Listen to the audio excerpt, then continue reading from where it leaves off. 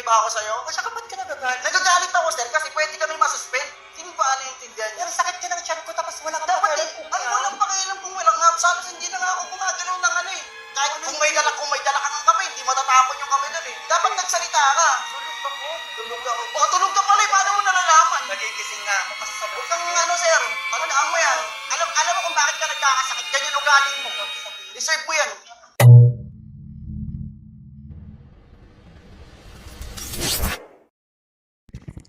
Hello mga stories, welcome back sa isa naman na random reaction show dito sa ating channel Micah Stories. Ako pala si Mikey no, at please be mindful yung bakit hindi low quality yung aking video ngayon kasi gamit ko yung luma kong cellphone. Luma talaga. Okay, so yan please be mindful no. Kung gusto niyo pa na donate no sa para sa PC upgrade ko. Wag na yung sa kanila yung yung phone ko. Lang sa PC upgrade ko no na nasa may GCash ako, may Maya, nasa pin comment okay. Kung gusto niyo mag-donate, ilagay niyo na rin yung kung gusto niyo mag-shoutout dun sa shoutouts dun sa sa may remarks no. Ilagay niyo na lang yung shoutout sa remarks, okay? Sa para mabasa ko yung ko. Okay? So mga stories may issue na naman dito sa rider o / driver app no ng isang driver no na nireklamo na 1 star daw yung yung walang dahilan no. Ba't yung dalig? Yan. So, sorry so 1 star daw no kung walang dahilan, okay? So tapos kino-confront niya yung pasahero sa bahay. Okay. Well, mga stories bago tayo i-proceed no. Disclaimer lang po no, commentary ito base sa post, video at sa mga screenshots no. Hindi ito legal advice para para sa nakakarami. Okay? So ngayon mga stories lang ako mag-react lang ako dito no. So mga stories no, panoorin natin saglit ito yung galing ito ito sa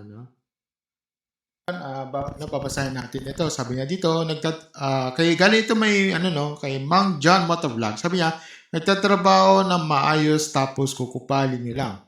Yung ibang mga pasahero talaga, mga kupal, kahit anong pakikisama mo sa kanila, lagi nila iniisip ahead sila sa mga driver ni. Na-pick up ko yung baklang kanal na to sa Malabon Hospital. Drop off niya North Caloocan, okay? Tapos itong GO na to, na baklang kanal na ito, nirate ako ng 1 star kahit wala naman akong alam na ginagawa sa kanya. Nung una pa lang talaga parang ayoko na kunin yung booking na yan eh. Kasi red flag yung rate niya. Biruan mo, 4.4 ratings niya sa passenger apps. So, hindi lang ako nakaranas ng mga kakupalan niya. Okay, so, kaso mali siya ng kinupal. Kala niya hindi ko siya pupuntahan sa bahay nila eh.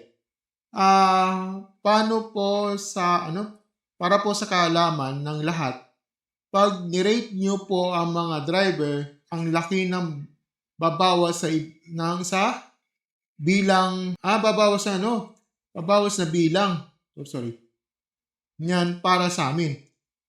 Isa talaga tong bakla na to sa mga kinainisan ng mga driver. Kahit ng mga rider, binabalahura ang mga puta. Okay. So, panoorin natin. Okay? Para sa kinaalala ng lahat. Para malaman nyo. Wait lang. Para malaman nyo. Okay, taas ko. So, ito yun. Okay, so natin. Ito. Okay.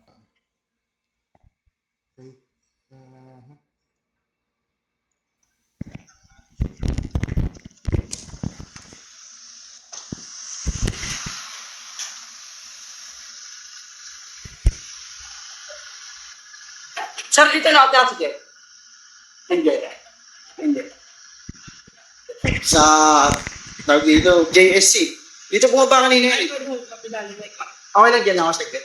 May tatanong lang ako sa kanya eh. Kung anong laki ng problema niya eh. Okay. Wala nga ba problema?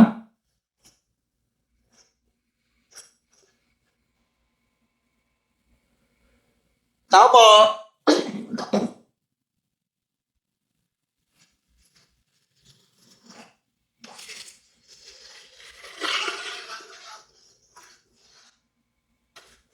Sir, dito po ba si nakatira si Jello, sir?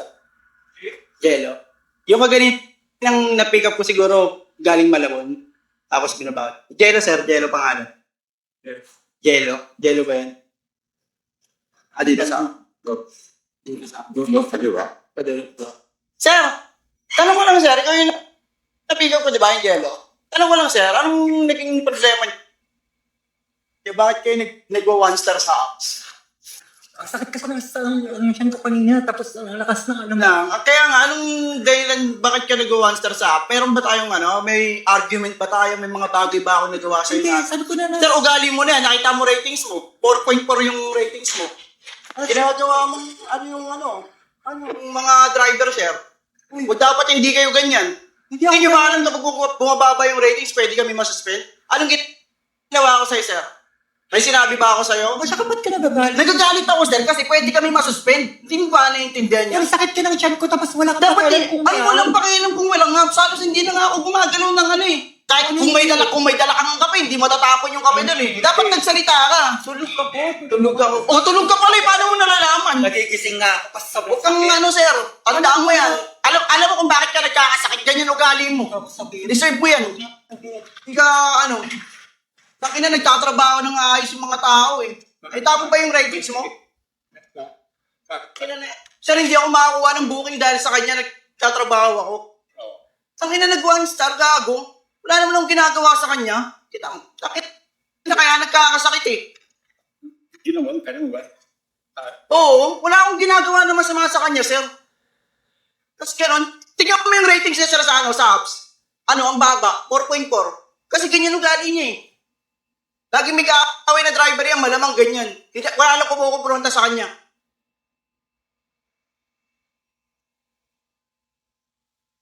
Nakakapikon. O paano pa ako makakabiyahe niyan ngayon?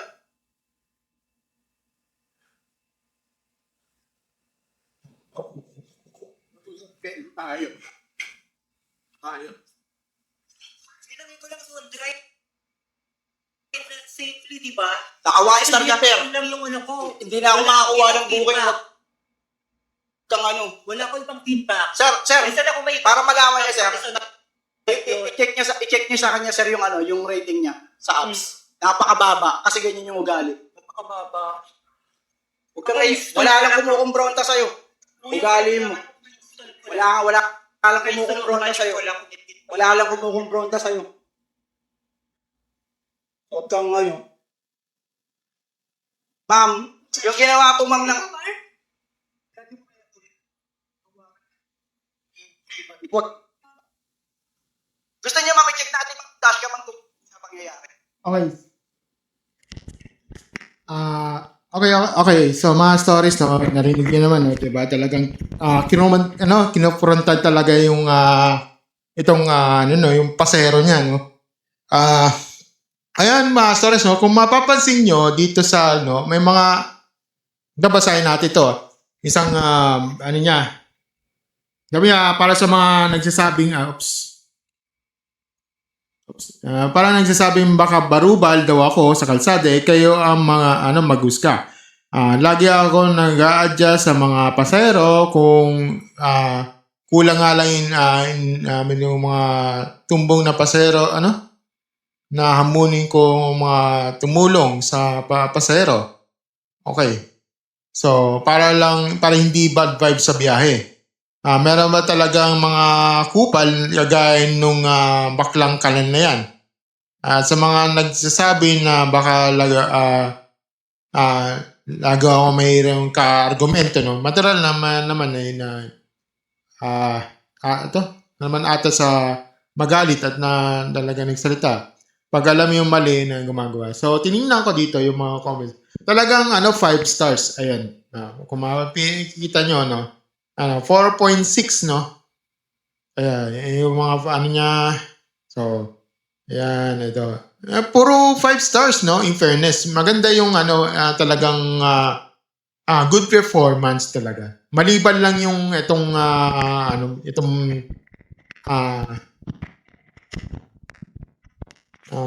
itong bading na to talaga, yung bading, hindi siya gooding bading sa akin, para sa akin, di ba? Kasi binigyan mo ng 1 star bading talaga siya no? Ayan. Ayan lang yun, di ba? Ayan. So, ngayon mga stories, no? At ito yung aking thoughts ko dito, okay? Okay, so mga stories, no? Papasin nyo bakit. Okay, so mga stories, ito yung aking thoughts ko dito, no? So, kasi natin. So na medyo nag-slow mo yung aking yung video ko. Pasensya na kasi yan yung effect niyan yung mababa na. So, let's skip na lang. Okay? So, base sa screenshots, yung overall rating niya, yung about sa proof niya, no, yung driver registry na, yung sa screenshots, no, may overall na may 4.6 star siya based sa last 25 reviews, halos 5 star talaga. Choreo, safe wallet, talagang clean and neat. Nagpapasalamat talaga sa mga consideration sa kids, no. So fair, sabihin mo kang hindi siya barubal.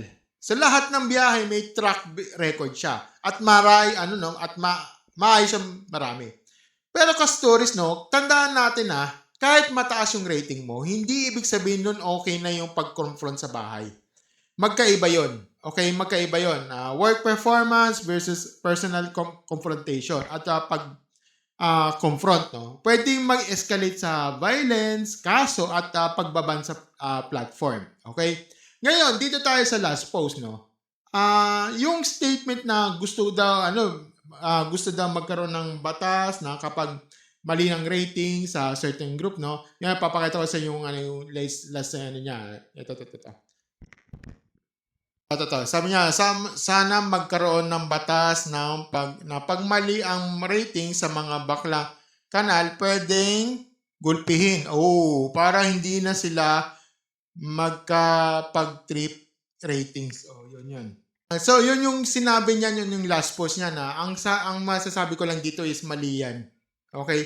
Sorry Kuya Driver beg to disagree ako sa sinabi ko. Yung sinabi mo, no, na yung last statement mo, mali yan kasi delikado yan. At yan, as is a form of discrimination yan. Kasi walang taong anuman ng sexuality o identity. At ang tawagan dyan o yung banta ng sakit kung mayroong reklamo about sa mga rating app na yan yung rating app support, dispute process, no, dashcam evidence, hindi pananakot, hindi panlalait, hindi karahasan. Dapat kailangan mapunta ito sa mabuting proseso, okay?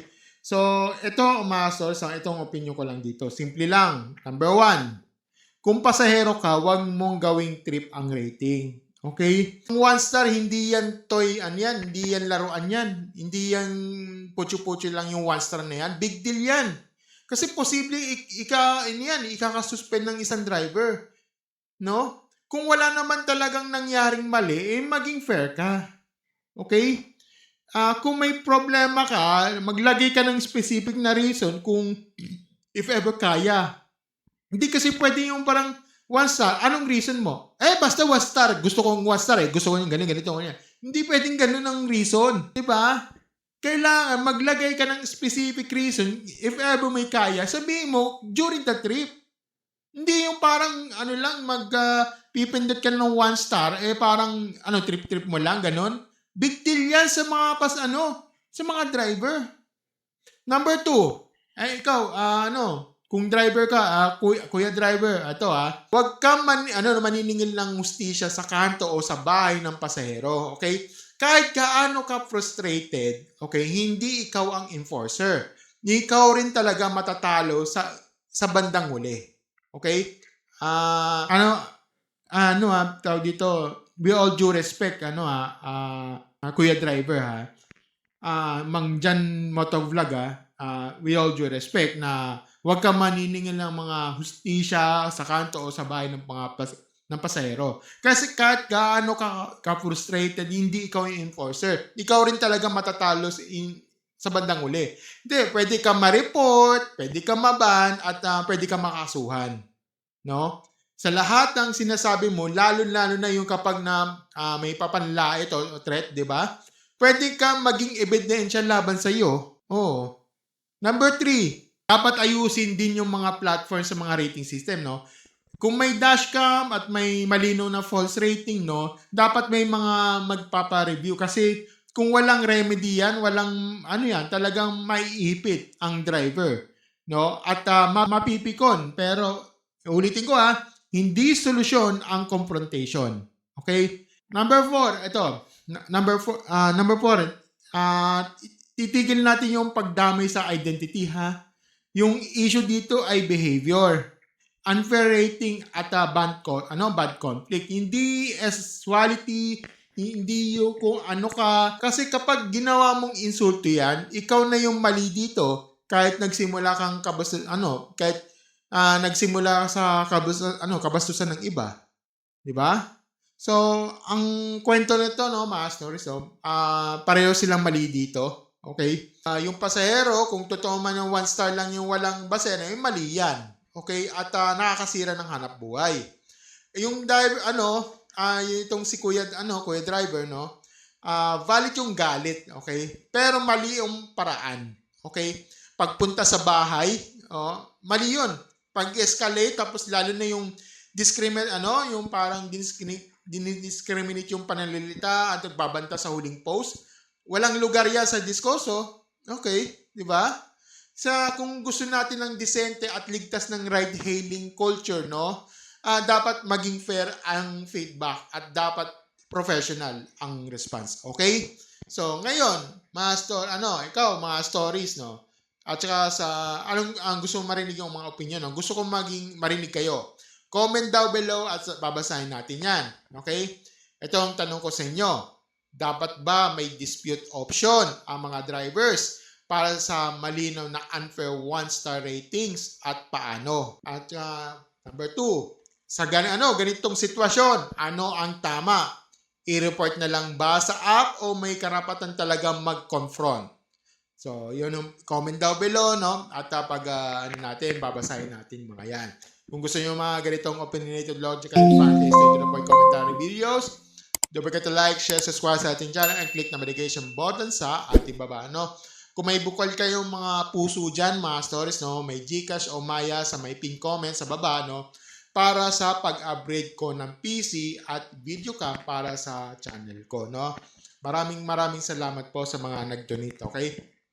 At saka ilagay niyo yung shoutouts niyo sa remarks do sa pag bago yung magpadala ng magpalipad or Okay? As always, mga stories, thank you and have a great night, mga stories. Bye.